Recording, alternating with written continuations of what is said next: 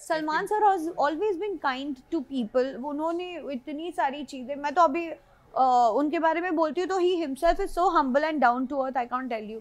मेरे किसी जानने वाले को लीवर ट्रांसप्लांट करना था, एक की किडनी ट्रांसप्लांट करनी थी, उनके एनजीओ से बहुत कुछ हुआ है. तो मैं उनको सबको बोलती हूँ आप बीइंग ह्यूमन जाओ, और वो जाते हैं पेपर्स लेके. So you have to follow the process and they actually help. और my mother's one of her school friend, I am been lucky कि चलो हम लोग मैंने एक समय के साथ सारी चीज़ें कर ली. मेरी मम्मी की एक स्कूल की फ्रेंड थी, उनके husband they didn't have that money. My mom, उन्होंने ऐसे ही बीइंग ह्यूमन, आप जाओ एनजीओ में, आप वहाँ पेपर और सब दिखाओ. उनका ऑपरेशन 2 दिन बाद था, उनका ऑपरेशन हुआ. They actually funded the money, they give the papers. So I think इंसान ही अगर इतना अच्छा हो ना तो लोग बात क्यों ना करे. And he is been always help me during my difficult time. 2020 में अगर नदीम भाई, सलमान सर की वजह से I am feeling blessed that मैं बच गई, वरना मैं पता नहीं कहाँ ही होती. क्या अब यू आर फोकस कि अब सिर्फ बड़े पर्दे पे काम करना है, और अगर करना है the wish list of yours कि this is the director you eyeing at? या आई हैव ऑफ कोर्स, हर कलाकार का एक सपना होता ही है, मेरा भी है. मैं कोई इतने बड़े स्कूल से नहीं आई हूँ, और एज एन आर्टिस्ट मेरा एक बड़ा सपना रहा है कि मैं संजय लीला बलसारी जी के साथ काम करने का एक मौका मिले, इम्तियाज़ अली जी के साथ काम करने का मौका मिले, क्योंकि वो जिस तरह से चीज़ें देखते हैं और दिखाते भी है, थिंग्स आर वेरी डिफरेंट. एक वेरी आर्टिस्टिक है एंड वेरी रियल है at the same time.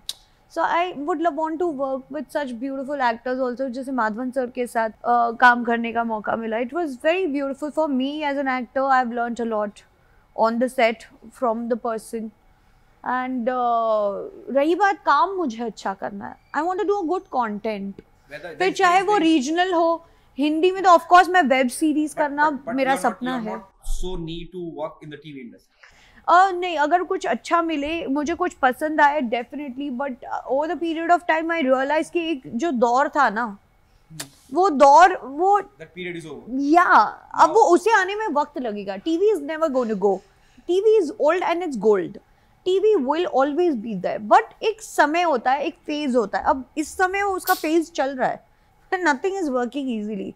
Shows काम नहीं कर रहे, 3 महीने में उड़ रहे, तो वो मुझे नहीं समझ में आता, मैं भी नहीं करती. It also comes with a risk. Yeah, everything is a risk, but it is like evident risk. And रही बात as an actor, yes, I want to do film and web series more, because as an actor मैंने शायद एक लंबे अरसे के लिए एक किरदार निभाया. अब मुझे अलग अलग चीज़ें ट्राई करनी है. So now let's see, I hope I get something very nice. Richa Chadha की बात करते हैं जी सर, या हम संजीदा की बात करते हैं हीरा मंडी में. जी सर. वो फिल्म की लीडिंग लेडी नहीं है, लेकिन उसके बावजूद उनके किरदार इतने मजबूत लिखे गए हैं कि लोग याद करते हैं. क्या रश्मि भी इसी तरह के किरदारों की लाइन को देख रही है, where she want herself to be casted? I think it's a web series. Web series में कोई लीडिंग नहीं होता है, एक इम्पोर्टेंट किरदार ऐसा होता है. ऋचा चड्ढा जी का भी एक इम्पोर्टेंट ऐसा किरदार था, बहुत कम समय के लिए था, लेकिन वो छाप छोड़ गया, क्योंकि वो तो कलाकार ही बहुत सुंदर है.